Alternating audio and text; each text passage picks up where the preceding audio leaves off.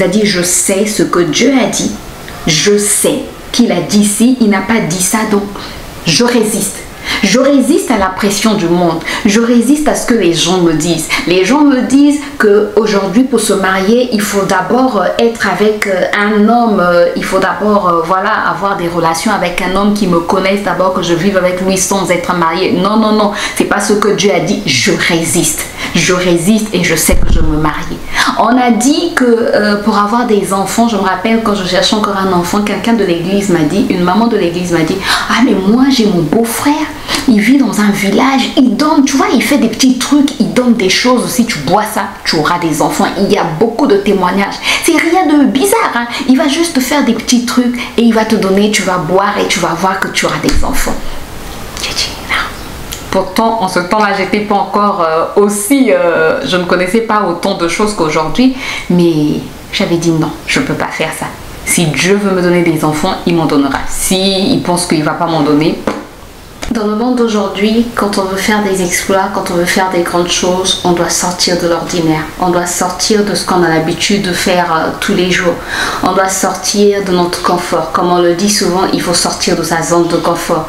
Quand tu veux impacter le monde, quand tu veux influencer le monde, tu ne dois plus agir comme tout le monde. Parce que si tu continues à agir comme tout le monde, tu seras dans la foule, tu seras confondu à la foule. Or, quand on ne veut plus faire partie de la foule, il faut faire des choses que la foule n'a pas l'habitude de faire. Il faut faire des choses qui parfois, quand les gens vont les voir, les gens vont dire mais qu'est-ce que tu es en train de faire? Tu penses que ça peut marcher? Tu penses que ça va t'emmener quelque part? Mais tu penses que les gens vont se poser beaucoup de questions. Mais c'est ça en fait le prix à payer. En fait, il y a un prix à payer quand on veut impacter. Il y a un prix à payer quand on veut laisser des traces sur la terre. Je ne sais pas si toi, tu veux un jour quitter ce monde sans pour autant avoir laissé des empreintes. Tu sais, les hommes dont on parle aujourd'hui, les hommes qui ont marqué l'histoire dont on parle aujourd'hui sont des hommes qui ne se sont pas contentés d'agir comme tout le monde, d'agir comme la foule faisait. Ce sont des hommes qui sont sortis de la foule. Ce sont des hommes qui ont posé des actes que la foule ne posait pas. Ce sont des hommes qui se sont dit, je ne vais pas faire la même chose que la foule. La foule avance, je ne sais pas, du côté droit, moi je vais avancer du côté gauche. Pas pour être contraire aux autres, mais pour faire quelque chose d'exceptionnel, pour faire quelque chose qui va marquer le monde. On ne marque pas le monde dans le sens, surtout pour nous les chrétiens, on ne marque pas le monde dans le sens pour dire oh, c'est moi pour être vu. Non, non, non, c'est pas dans ce sens-là. Mais marquer le monde pour plaire à Dieu, pour glorifier pleinement le nom de Dieu sur la terre, parce que nous avons été créés pour son plaisir, nous avons été créés pour que son nom soit glorifié au travers de nos vies. Et si on veut être des vases spéciaux, si on veut être des vases exceptionnels, quel que soit le niveau, quel que soit plutôt l'endroit dans lequel on se trouve, impacter le monde, ça ne veut pas dire être grand, reconnu dans le monde entier. Non, non, non. Impacter le monde veut dire simplement faire ce pourquoi Dieu t'a suscité, accomplir la mission qui t'a été assignée dès le commencement, accomplir la mission qui t'a été assignée quand tu as été créé. C'est simplement vivre pour le plaisir de Dieu. Aujourd'hui, on va parler de cela. Donc, je pense que ça va s'intéresser parce que je pense que chacun de nous veut faire plaisir à son premier employeur. Et notre premier employeur, c'est Dieu. Oui, ton premier employeur, c'est pas celui qui t'emploie au boulot. C'est pas celui qui te donne ton salaire, le salaire minable que tu as là. Même s'il te paye 2 millions, même s'il te paye 4 000 euros.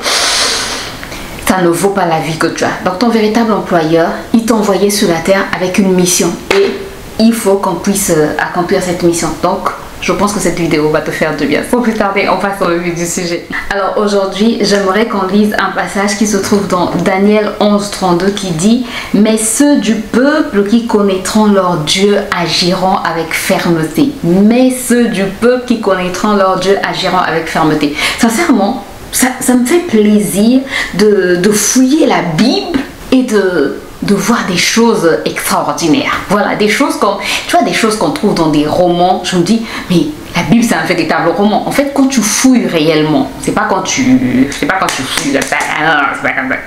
tu feuillettes, mais c'est quand tu rentres en profondeur que tu te rends compte que la Bible plutôt, c'est un véritable roman. Par exemple, je t'ai parlé de Ruth. Tu as vu comment l'histoire de Ruth, c'est comme les histoires des arlequins. Bon, moi j'étais une fan des arlequins. Toi, je sais pas. Moi j'étais une fan. Moi par jour, je pouvais te lire 3 arlequins. C'est-à-dire mon argent est passé. Quand j'étais étudiante, mon argent est passé dans les arlequins. J'ai dépensé beaucoup d'argent. Alors que dans la Bible, il y a histoire d'amour. Vraiment. Et quand j'ai lu l'histoire de Ruth, je me suis dit, mais c'est comme les histoires à l'eau de rose que je lisais dans les arlequins. Sauf que là, c'est sain en fait. Là, c'est pas impur, c'est sain. Et ça t'apprend autre chose que de l'amour, quoi. Bref, la Bible, c'est un véritable roman. Donc, tu peux trouver beaucoup de pépites dans la Bible. Bref, donc dans Daniel 11:32, je disais, ça dit, mais ceux du peuple qui connaîtront leur Dieu agiront avec fermeté. Alors, je me suis dit, ceux du peuple, ceux-là, c'est mis pour qui? Seigneur, le ceux, tu l'as mis pour qui? J'ai essayé de lire en haut, c'est-à-dire les versets précédents, je n'arrivais pas à... Bref, heureusement, ma petite soeur m'a offert une Bible d'études. Merci B si tu passes par là, tu es génial. Elle m'a offert une Bible d'études et donc je suis allée dans cette Bible d'études, je transpire.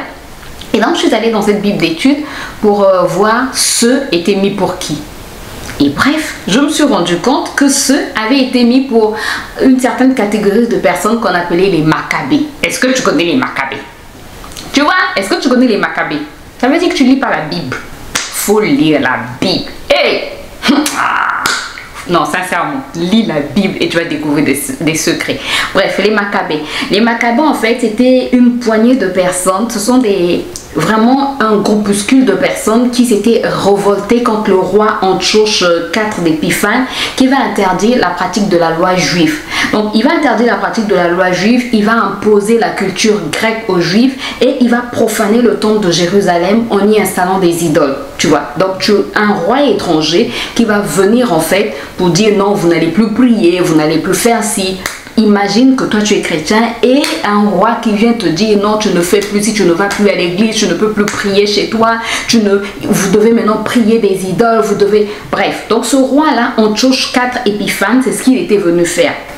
Et donc, il y a un monsieur qu'on appelle Mattathias. La révolte va commencer en fait par ce prêtre-là. Il s'appelle Mattathias. Certainement, moi je me dis que s'il y a eu que ce prêtre qui s'était révolté, certainement que les autres prêtres s'étaient tus, certainement que les autres prêtres ne parlaient pas, certainement que les autres sacrificateurs s'étaient dit non, c'est le roi. Ils avaient peur peut-être. Mais ce prêtre-là, il s'est révolté, c'est lui qui va commencer la révolte, il s'appelle donc Mattathias. Comment il va commencer la révolte? Il va refuser en fait de se soumettre à ce roi. Donc il va un jour tuer un officier royal et il va s'enfuir dans les montagnes avec ses fils. Et l'un de ses fils qu'on appelle Judas Maccabée va prendre la tête de la résistance. Judas Maccabée, donc l'un de ses fils, va prendre la tête de la résistance. Il va mener une guerre de guérilla très efficace contre les armées grecques. En tout cas très très efficace.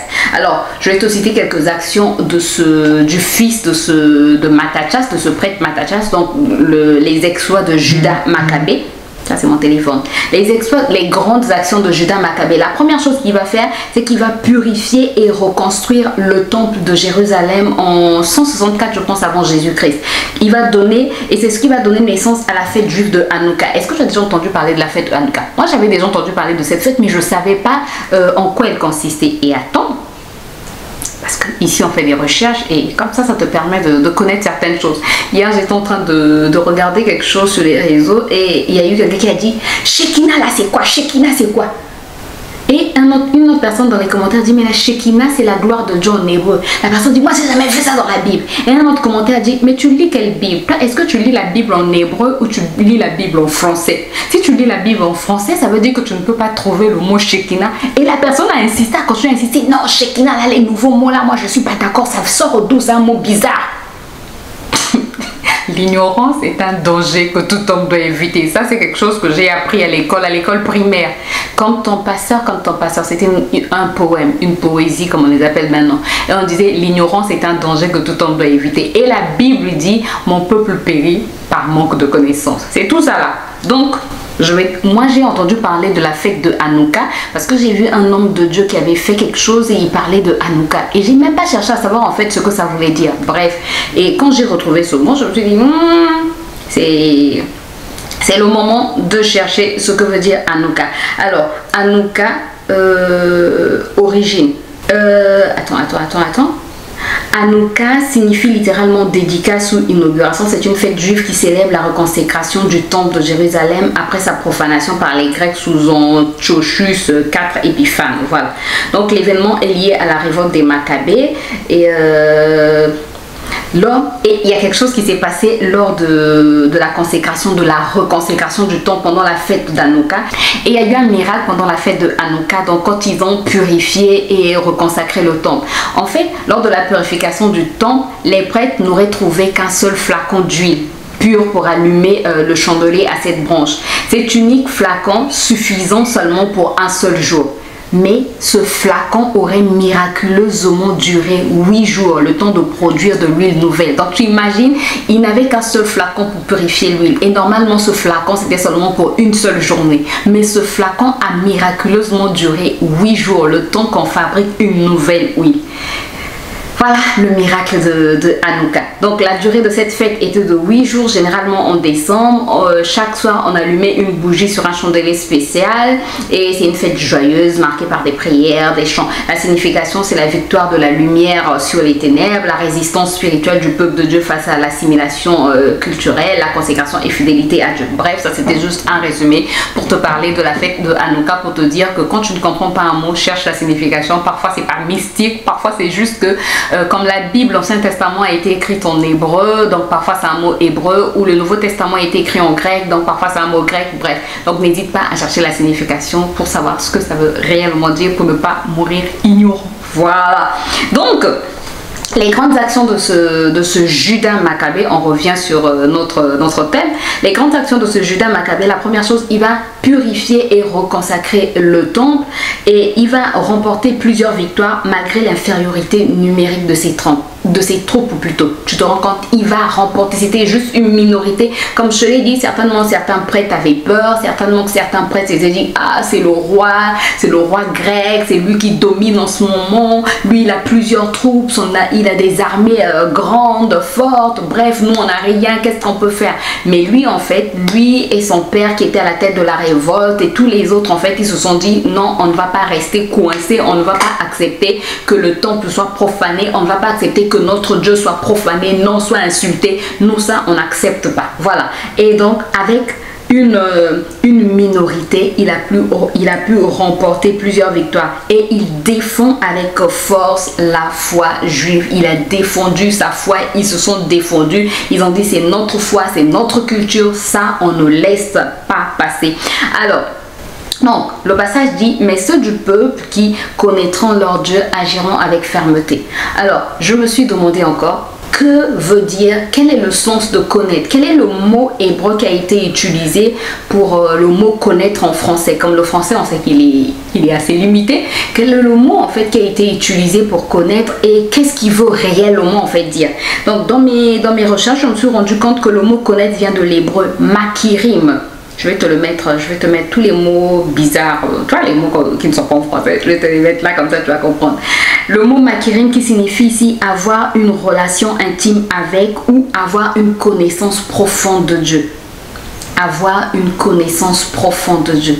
Donc ce passage en fait, il veut nous dire que ceux qui ont une relation authentique, ceux qui ont une relation profonde avec Dieu seront capables de tenir ferme face aux épreuves, pour tenir ferme face aux défis de la vie, pour tenir ferme face aux tribulations, pour tenir ferme face aux difficultés, pour tenir ferme face aux problèmes qui sont devant toi, face aux montagnes qui se dressent devant toi.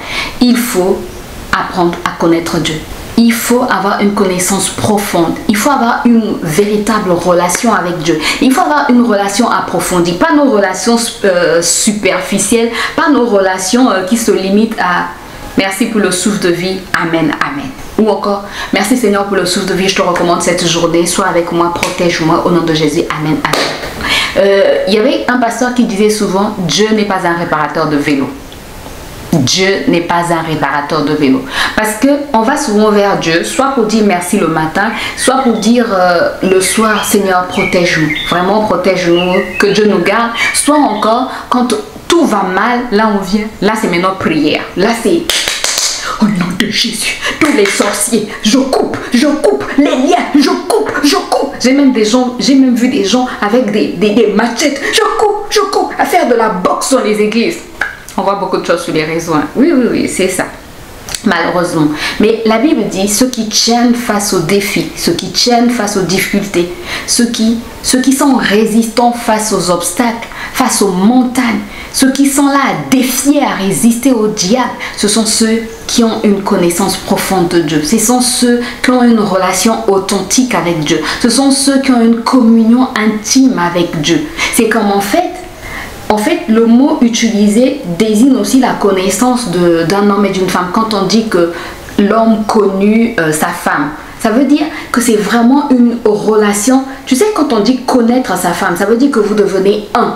Quand vous devenez un dans le mariage, c'est de ça en fait, c'est de cette connaissance-là que la Bible nous parle. C'est le même mot. Donc, une connaissance où tu deviens un avec Dieu. Imagine, dans le meilleur des mondes, tu fais un avec Dieu. C'est-à-dire tu as les pensées de Dieu. Dieu, quand il pense, tu as ça tout de suite. C'est génial. Tu as les paroles de Dieu. Quand tu vas aller à gauche, je te dis non, c'est pas là-bas que je t'envoie. Va à droite. Est-ce que tu imagines ça? C'est là où Dieu nous attend. C'est ce que Dieu veut de nous. Tu sais, pour accomplir des actions courageuses, pour être fidèle à la volonté de Dieu, même sous pression, même devant les persécutions, on doit avoir cette connaissance de Dieu. Toujours en continuant mes recherches, la Bible dit, donc toujours le même passage de Daniel 11:32, il dit « Mais ceux du peuple qui connaîtront leur Dieu agiront avec fermeté. » Je me suis dit, fermeté, ça vient de quel mot hébreu et qu'est-ce qu'il veut réellement dire en français? Je ne veux pas m'arrêter à fermeté. Qu'est-ce qu'il veut réellement dire? Alors, fermeté, c'est le mot hébreu yahamdou, je te le mets là, qui a été utilisé et qui est dérivé de la racine hébraïque hamad qui signifie se tenir debout, qui signifie rester, résister. Et rappelle-toi, la Bible dit résistez au diable et il fuira loin de vous. Résister au diable et il fuira loin de vous. Et c'est le mot qui a été utilisé dans ce passage, en fait, ceux du peuple qui connaîtront leur Dieu. Donc ceux du peuple qui auront une relation intime avec leur Dieu, qui auront une communion intime. Ceux du peuple qui auront une connaissance profonde de leur Dieu résisteront, agiront en restant debout.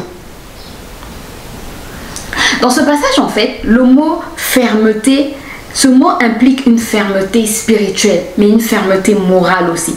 C'est un terme qui désigne une détermination inébranlable. C'est-à-dire, je sais ce que Dieu a dit. Je sais qu'il a dit ci, il n'a pas dit ça, donc je résiste. Je résiste à la pression du monde. Je résiste à ce que les gens me disent. Les gens me disent qu'aujourd'hui, pour se marier, il faut d'abord être avec un homme.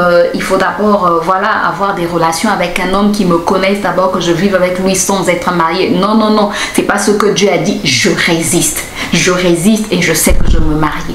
On a dit que pour avoir des enfants, je me rappelle quand je cherchais encore un enfant, quelqu'un de l'église m'a dit, une maman de l'église m'a dit, ah mais moi j'ai mon beau-frère, il vit dans un village, il donne, tu vois, il fait des petits trucs, il donne des choses, si tu bois ça, tu auras des enfants. Il y a beaucoup de témoignages. C'est rien de bizarre, hein? Il va juste te faire des petits trucs et il va te donner, tu vas boire et tu vas voir que tu auras des enfants. J'ai dit non. Pourtant, en ce temps-là, j'étais pas encore je ne connaissais pas autant de choses qu'aujourd'hui, mais j'avais dit non, je ne peux pas faire ça. Si Dieu veut me donner des enfants, il m'en donnera. Si il pense qu'il ne va pas m'en donner, ça c'est mon chat. Donc je disais, je me suis dit, si Dieu pense qu'il va me donner des enfants, ben, il m'en donnera. S'il pense qu'il ne va pas m'en donner, c'est pas grave. C'est vrai que c'est grave pour mon corps charnel, ça me fait mal. Mais c'est pas grave dans le sens où c'est pas la fin du monde, quoi. Voilà. Je vais continuer à vivre, ça va me faire mal, mais je vais continuer à vivre. Je ne vis pas pour ça. Dieu ne m'a pas créé uniquement pour ça. Si Dieu pense que ma vie, dans ma vie, je ne dois pas porter des enfants, bah, c'est ce qu'il pense. C'est son problème, c'est lui qui m'a créé. C'est pas moi qui me suis créé en fait, c'est lui qui m'a créé. Il m'a envoyé sur la terre pour une mission bien déterminée. Donc, c'est pas grave. Alors, Hamad a aussi le sens de rester stable, de tenir ferme, de tenir une position dans des situations de défi ou de pression. Rester stable. de tenir une position, c'est-à-dire Dieu a dit si je reste sur cette position. Non, non, non, je ne vais pas diluer la parole de Dieu, chercher le juste milieu. Non, Dieu a dit on ne fait pas ci, ben on ne fait pas ci. Je reste sur ma position, je reste sur la position de Dieu. Ceux du peuple qui connaîtront leur Dieu agiront avec fermeté. Dans d'autres versions, on dit ceux du peuple qui connaîtront leur Dieu feront des exploits. Agir avec fermeté, donc ça veut aussi dire faire des exploits. Pour faire des exploits, il faut être ferme, il faut rester stable. Mais pour cela, pour rester stable, il faut d'abord connaître Dieu. Ceux du peuple qui connaîtront leur Dieu. Donc, tu connais d'abord ton Dieu, tu as une relation profonde avec Dieu. À ce moment-là, tu peux résister. À ce moment-là, tu peux faire des exploits. À ce moment-là, tu peux faire des choses qui sortent de l'ordinaire. À ce moment-là, tu peux vaincre. Même si tu es comment est-ce qu'on dit ça? Même si numériquement tu es en faible effectif, tu peux remporter des victoires face à une troupe, à une armée qui est grande parce que Dieu est avec toi, parce que tu connais ton Dieu, parce que tu sais que ton Dieu est de ton côté. Alors, c'est quoi connaître Dieu? Comment faire pour connaître Dieu profondément? Comment faire pour avoir une véritable relation avec Dieu? Comment faire pour avoir une relation profonde avec Dieu? Ça doit être notre désir de tous les jours en fait, connaître plus de Dieu, avoir plus de Dieu. Je veux plus de toi. Plus de toi, je veux plus de toi. Tu connais la chanson? Plus de ta ressemblance, plus de toi,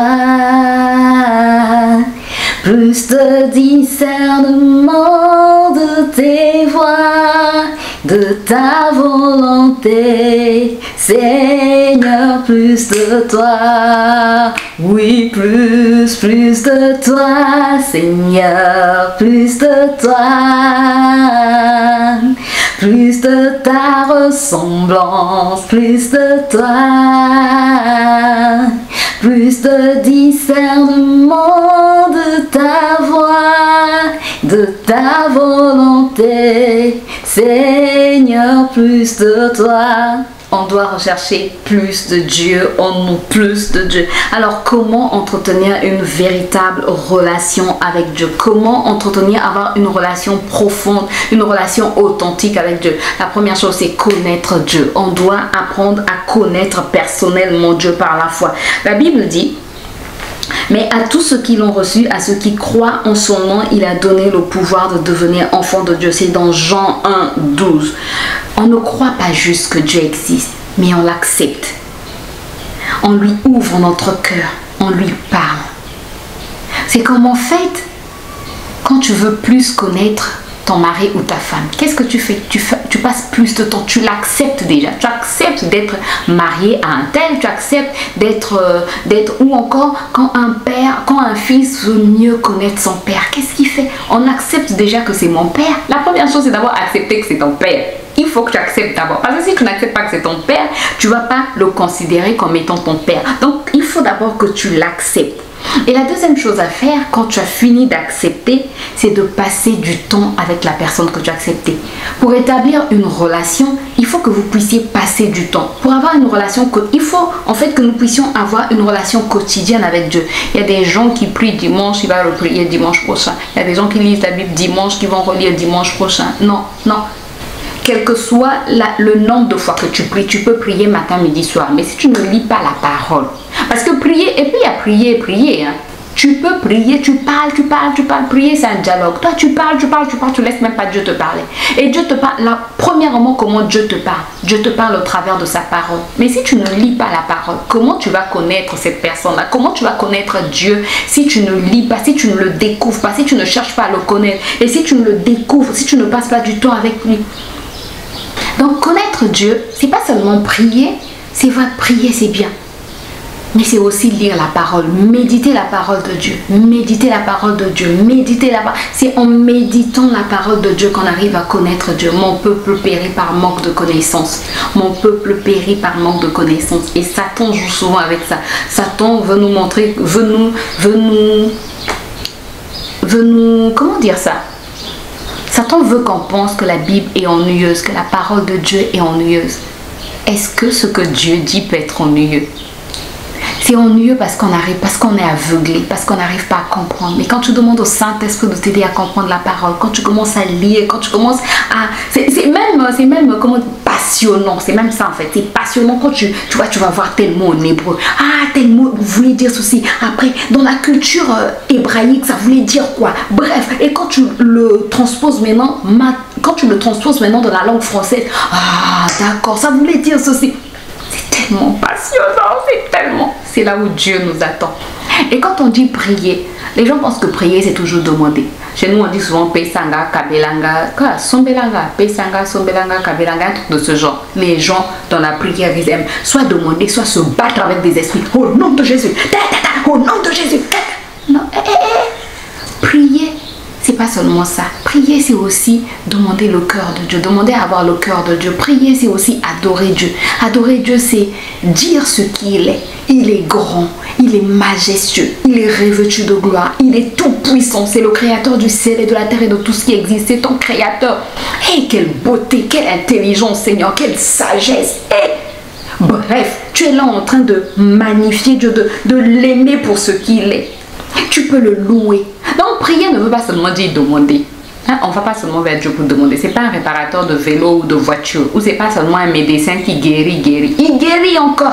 Et il peut encore te guérir. Il est capable de te guérir. Mais ce n'est pas tout ce qu'il fait. Parfois, il veut juste qu'on vienne dans sa présence juste pour l'honorer. Juste pour l'adorer. Juste pour dire ce qu'il est.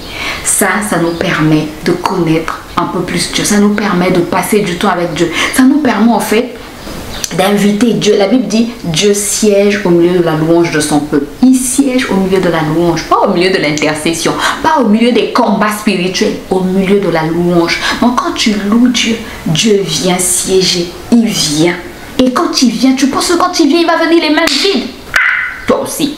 Imagine, je te prends juste un exemple. Quand il y a des présidents qui viennent, une autorité vient dans une localité, on invite des gens pour venir danser, louer, tu vois, les gens dansent, un tel est bon, un tel est bon. Souvent les autres temps, qu'est-ce qu'ils font? Ils ramènent, quand tu vois des gens danser, ils commencent à distribuer de l'argent. Je sais pas si, bon, en Occident ça se fait pas souvent, mais en Afrique c'est souvent ça, tu vois.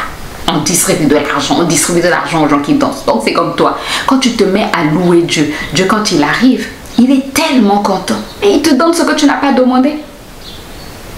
Mais c'est dans ces temps-là qu'on apprend à connaître Dieu. C'est dans ces temps-là que Dieu déverse ce qu'il est en nous. Il déverse sa personnalité en nous. Il déverse son caractère en nous. Il déverse... Bref, passons du temps dans la présence de Dieu. Ça fait tellement du bien. Je t'assure. Troisièmement, pour avoir une relation, une communion profonde avec Dieu, il faut qu'on laisse la parole de Dieu nous transformer. C'est bien de lire la parole de Dieu, mais il faut qu'on la mette en pratique. Si on ne la met pas en pratique, si on ne laisse pas cette parole nous transformer, c'est nul et sans effet en fait. Tu lis la parole de Dieu, tu lis, mais tu ne la laisses pas te transformer, tu ne la laisses pas te changer. C'est pas ce que Dieu attend de nous. Dieu veut que chaque jour, que quand on s'approche de lui, qu'on soit transformé. Tu vois, la Bible dit que ça soit comme si on se regardait dans un miroir. Donc tu te regardes dans le miroir. Ah, Dieu a dit que je dois bénir mes ennemis. D'accord. Même si je ne suis pas d'accord, je vais commencer à bénir mes ennemis. Dieu a dit que je dois être soumise à mon mari. Seigneur, vraiment, tu sais que cet homme, vraiment ce qu'il fait parfois, et je vais être soumise. Dieu dit que je dois aimer ma femme. Ok, je vais apprendre à aimer ma femme. Dieu dit que je dois honorer mes parents. Ces parents-là, vraiment, surtout ici en Afrique, mes parents sont des sorciers. Dieu ne t'a pas dit qu'ils soient sorciers, qu'ils soient pasteurs. C'est pas ça. Dieu a juste dit honore ton père et ta mère. Tu honores. Honorer, c'est respecter. Tu honores, tu respectes. Si c'est un sorcier, il va régler ça avec Dieu. Toi, fais ta part. Et continue à avoir une relation approfondie avec Dieu. Tu vas voir comment Dieu va régler le compte de ce sorcier. Mais toi, tu honores. Faut pas faire comme les enfants ici. Ah, c'est un sorcier. Après, tu vas mettre un pneu et puis... Non. Faut pas faire ça. Honore ton père et ta mère. Obéis, laisse la parole de Dieu te transformer. Laisse la parole de Dieu mets la parole de Dieu en pratique. Dieu a dit pardonne. Ça te fait mal. mais tu pardonnes et tu avances. Tu demandes la capacité de Dieu. Je puis tout par celui qui me fortifie. Philippiens 4:13. Tu demandes la capacité de Dieu et tu pardonnes et tu avances avec Dieu. Quatrième point, c'est comme ce que je viens de dire, c'est marcher dans l'obéissance de la parole. Il faut apprendre à marcher dans l'obéissance de la parole pour apprendre, pour avoir une relation sincère avec Dieu. Tu ne peux pas dire que tu aimes ton patron, que tu aimes ton travail, si tu n'obéis pas à ce qu'il te dit. Non, c'est pas possible.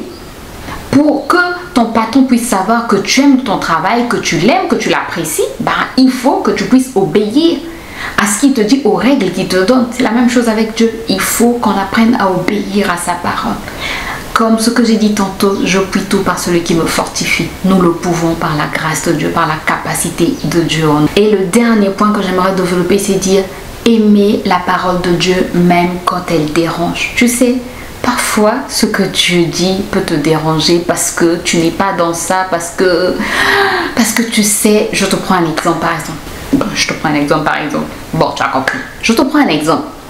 Une jeune fille qui sort avec un homme sans être marié, que cet homme-là soit marié de son côté ou pas, mais bref, il n'est pas marié avec cette jeune fille-là. Donc, ils sortent ensemble. C'est ce monsieur-là qui pourvoit à ses besoins. C'est ce monsieur qui prend soin de sa famille, ce monsieur qui prend soin de ses cadets, qui a peut-être mis ses cadets à l'école. Bref. Et cette jeune fille vient connaître Dieu et Dieu dit que pas d'impudicité, donc il faut arrêter cette relation. Tu peux te dire, ah Seigneur, cette vérité dérange, hein? Cette vérité fait mal. Mais si j'arrête, qui va payer le loyer de mes parents, qui va nous subvenir à nos besoins, qui va payer mes études, qui va payer les études de mes frères, qui va nous nourrir? Mais Dieu dit, arrête. C'est pas ça, c'est pas sur ce chemin que je t'emmène. Et tu dois obéir. Tu vois, cette vérité, elle dérange, cette vérité, elle te fait mal. Mais Dieu dit, tu dois arrêter. Si tu veux apprendre à me connaître, il faut. Si tu veux qu'on ait une véritable relation, toi et moi, il faut que tu fasses ça.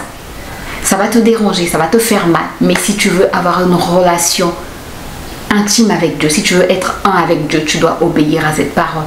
Donc, ceux du peuple, on revient à notre passage principal, Daniel 11:32. Ceux du peuple qui connaîtront leur Dieu agiront avec fermeté, ou ceux du peuple qui connaîtront leur Dieu feront des exploits. Ça veut dire ceux du peuple qui auront une relation authentique et profonde, une connaissance intime de leur Dieu, résisteront. Ils feront des exploits. Ils feront des grandes choses. Et c'est à ça que Dieu nous appelle. Dieu nous appelait à impacter le monde. De la même manière que Judas Maccabée avait impacté sa génération, de la même manière que ce prêtre Mattathias s'était révolté contre le roi Antiochos, un truc de ce genre. Bref, de la même manière qu'il s'était révolté pour ne pas faire ce que ce roi voulait parce que ce roi avait souillé le peuple, avait profané le temple. C'est de la même manière que nous, aujourd'hui, on doit tenir ferme. On doit tenir ferme. Surtout aujourd'hui, en fait, ça devient encore plus difficile. Mais Dieu nous appelle à tenir ferme pour faire des exploits. Dieu nous appelle à ne pas faire comme tout le monde. Dieu nous appelle à le connaître réellement, à avoir une véritable relation avec lui pour impacter ce monde, pour faire ce pourquoi Dieu nous a appelés, pour faire ce pour la mission qui nous a été assignée dès le commencement. Alors, lève-toi aujourd'hui, décide de ne plus faire comme tout le monde, décide d'obéir à la parole de Dieu, décide d'avoir une véritable relation, une relation authentique avec Dieu, de former un avec Dieu, d'être un avec Dieu, pour être authentique et pour agir avec fermeté, pour faire des exploits dans ce monde parce que tu es appelé à marquer ta génération. J'espère en tout cas que cette vidéo t'a boosté, j'espère que je t'ai apporté un plus. Si c'est le cas, n'hésite pas à me laisser des pouces en l'air, à partager avec quelqu'un qui en a besoin, je sais que tout le monde aura besoin de cette vidéo, et à t'abonner si ce n'est pas encore le cas pour plus de vidéos inspirantes. Moi je te retrouve très bientôt dans une nouvelle vidéo. D'ici là, prends soin de toi et surtout chaque jour